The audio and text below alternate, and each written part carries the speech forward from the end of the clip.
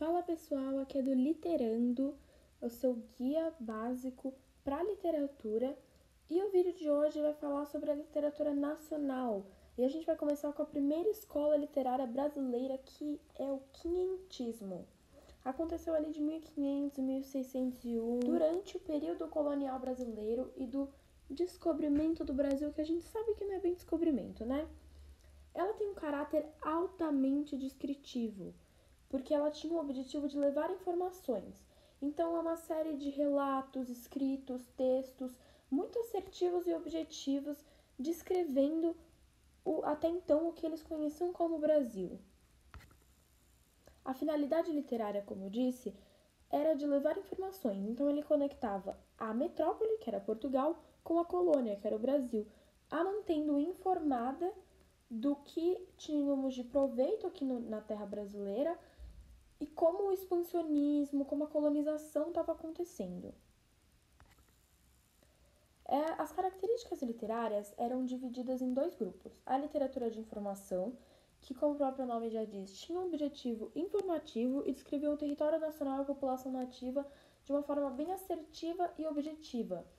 Era bem crua a descrição. Não tinha toda a idealização, não tinha a poesia bonita, era apenas um caráter de informar mesmo. E a literatura de formação ou de catequese, que discorriam sobre o comportamento da população nativa e como os indígenas reagiam à expansão da fé católica e como esse expansionismo estava acontecendo no território. Durante a época, e até hoje, alguns pensadores não assumem com 100% de exatidão que o quinhentismo faria parte da literatura, vamos assim dizer, porque não tinha um caráter de lazer, não era uma obra fictícia voltada para o lazer, era uma obra informativa mesmo. Mas esses textos dessa época, como eles eram altamente crus na descrição, foram muito aproveitados durante o romantismo pelos romancistas que queriam usufruir do naturalismo, nacionalismo e descrever sobre a paisagem natural brasileira com exatidão.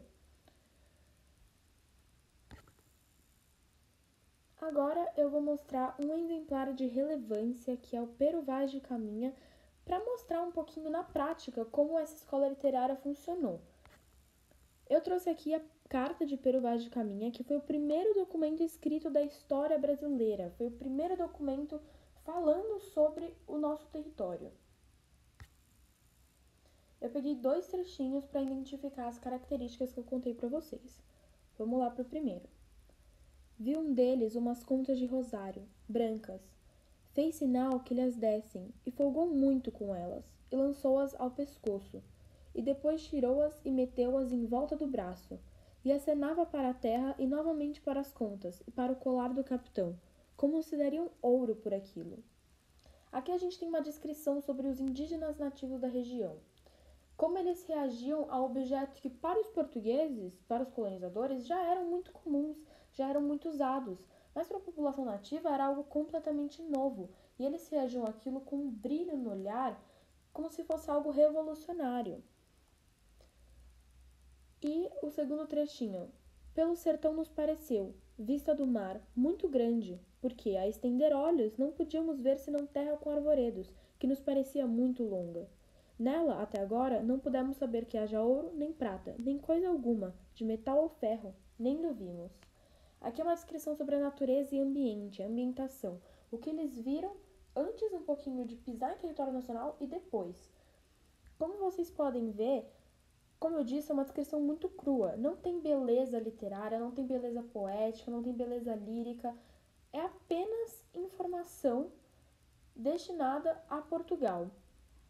E essa carta, ela foi endereçada ao rei Dom Manuel pelo Pero Vaz de Caminha, e esse primeiro contato foi extremamente importante. Essa carta só veio a ser descoberta muitos anos depois que ela foi escrita.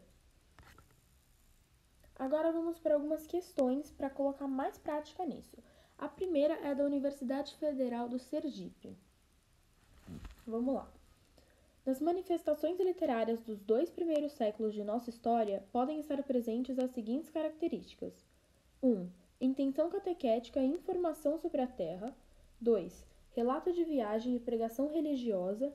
3. Sentimento nacionalista e participação em campanha republicana.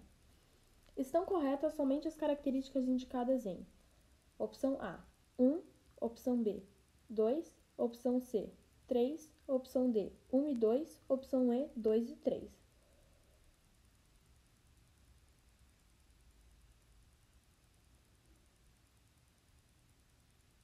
Pensou? A resposta correta é a letra D, 1 e 2. A intenção catequética, informação sobre a terra e relato de viagem e pregação religiosa. Como dito anteriormente, a literatura de formação ou de catequese tinha o objetivo do expansionismo católico e relatar a fé católica, o contato com os nativos e essa religião, e os relatos de viagem, escritos e textos sobre as vindas ao Brasil. Próxima questão é da Universidade Federal de Santa Maria. Vamos lá. Sobre a literatura produzida no primeiro século da vida colonial brasileira, é correto afirmar que A. É formada principalmente de poemas narrativos e textos dramáticos que visavam a catequese. B. Inicia com prosopopeia de Bento Teixeira. C. É constituída por documentos que informam acerca da terra brasileira e pela literatura jesuítica. D. Os textos que as constituem apresentam evidente preocupação artística e pedagógica. E. Descreve com finalidade e sem idealizações a terra e o homem, ao relatar as condições encontradas no Novo Mundo.